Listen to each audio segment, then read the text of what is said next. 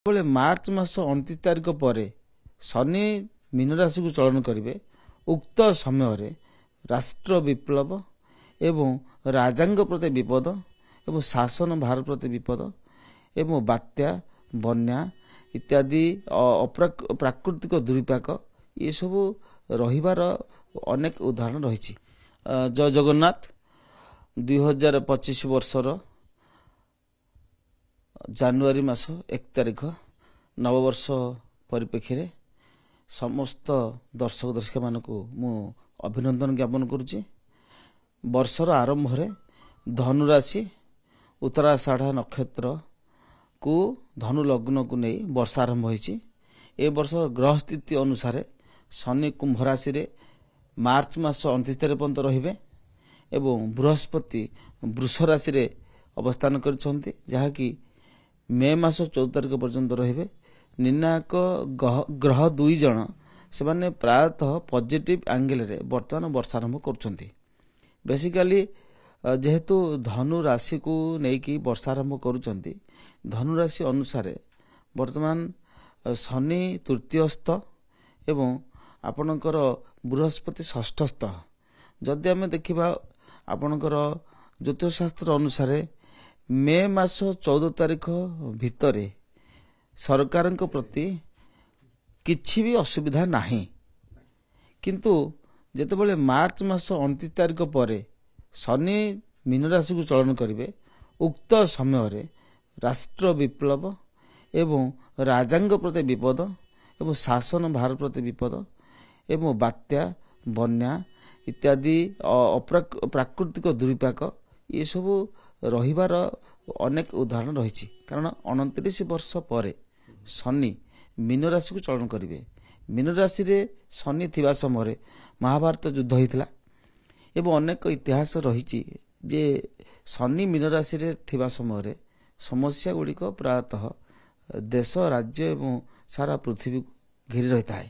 ତେଣୁ ଶନିଙ୍କର ଯେହେତୁ ଚଳନ ଏ ବର୍ଷ 29 ମାର୍ଚ୍ଚ ପରେ ହେବ, ତେଣୁ ଆମେ ତାକୁ ଆକଳନ କରୁଛୁ ଯେ ଗୋଟେ ରାଷ୍ଟ୍ର ବିପ୍ଳବ ଆଡ଼କୁ ଗତି କରୁଛି ଦେଶ।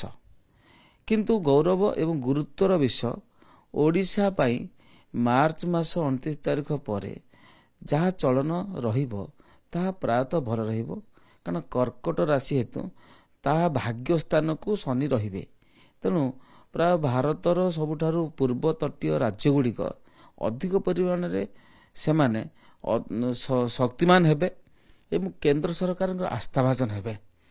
ଆମ ରାଜ୍ୟର ଯେ ମୁଖ୍ୟ ଅଛନ୍ତି ମୁଖ୍ୟମନ୍ତ୍ରୀ, ଯେ ତାଙ୍କର ମୋହନ ଚରଣ ମାଝୀ, ତାଙ୍କର ନାଁ ଅନୁସାରେ ହେଉଛନ୍ତି ସିଂହ ରାଶି ଏବଂ ତାଙ୍କର 52 ବର୍ଷ ଯୋଡ଼ା ବର୍ଷ ରହିଛି। ତ 29 ତାରିଖ ମାର୍ଚ୍ଚ ପରେ ଯାହାକି ଆପଣଙ୍କର 14 ମେ ମଧ୍ୟରେ କିଛି ସମସ୍ୟା ହୋଇପାରେ, ଯାହାକି ତାଙ୍କ ଦଳୀୟ କନ୍ଦଳ, କିନ୍ତୁ ସରକାର ସ୍ଥିର।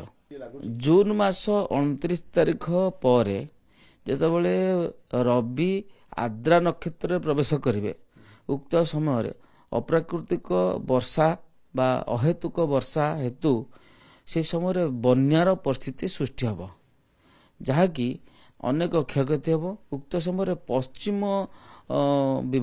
ଭାଗ ଯେଉଁଟା ମାନେ ଓଡ଼ିଶାର ପଶ୍ଚିମ ଓଡ଼ିଶା ଅଧିକ ଆଫେକ୍ଟେଡ୍ ହେବ, ଯେଉଁ ଜାଗାରେ କ୍ରପ୍ଟା ଅଧିକ ପରିମାଣରେ ଆମଦାନୀ ହୋଇଥାଏ। ତେଣୁ ଟିକେ ସମସ୍ୟା ରହିବ এই ସମୟରେ। କିନ୍ତୁ ଯେହେତୁ ବୃହସ୍ପତି ଆପଣଙ୍କର କର୍କଟ ରାଶିକୁ 11th ହାଉସରେ ବର୍ତ୍ତମାନ ଯାଉଛନ୍ତି, ଯେଉଁଟାକି ଓଡ଼ିଶାର ରାଶି କର୍କଟ ରାଶି, ତେଣୁ ପ୍ରାୟତଃ ମ୍ୟାନେଜେବୁଲ୍ ହେବ। କିନ୍ତୁ ଯେତେବେଳେ କର୍କଟ ରାଶି ବୃଷ ରାଶିର ମିଥୁନ ରାଶିକୁ ବୃହସ୍ପତି ଚଳନ କରିବେ, ଯାହାକି ଆପଣଙ୍କର 14 ମେ ପରେ ଓଡ଼ିଶାକୁ ସମସ୍ୟା ହେବ। ତେଣୁ ଶସ୍ୟ ଆମଦାନୀରେ ସମସ୍ୟା ସୃଷ୍ଟି ହେବ। ରାଜନୈତିକ ଅସ୍ଥିରତା କିଛି ନାହିଁ।